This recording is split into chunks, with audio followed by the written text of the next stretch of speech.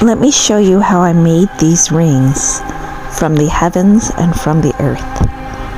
This is a combination of Meteorite and Bloomery iron. I'm brushing it because I'm going to forge weld the two pieces together. The iron from the earth was made from sand by my friends and I.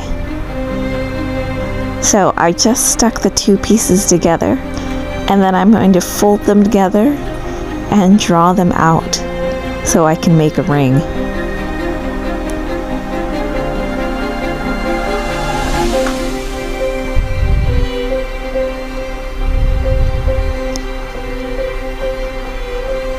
I made this during the pandemic. This is my brand new hydraulic press, and I'm using it to stretch the metal out so that I can then fold it in half and make the patterning that you saw in the beginning.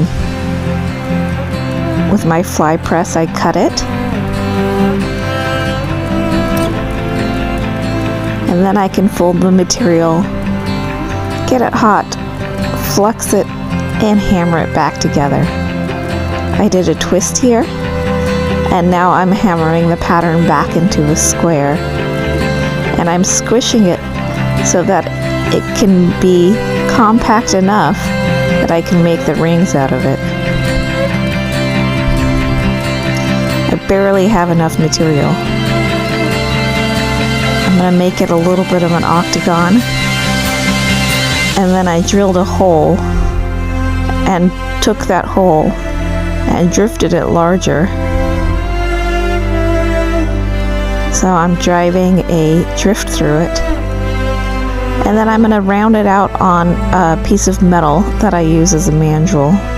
So I knock down the corners and hammer until it's round.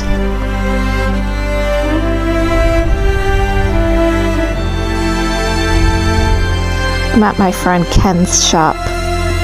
He has allowed me to use his lathe in order to turn it, take off all that scale, the dark stuff that you see on the surface of it, and make it really precise.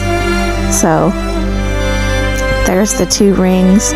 He helped me to part the two, and there's the finished product. Metal from the heavens and the earth for my husband and I.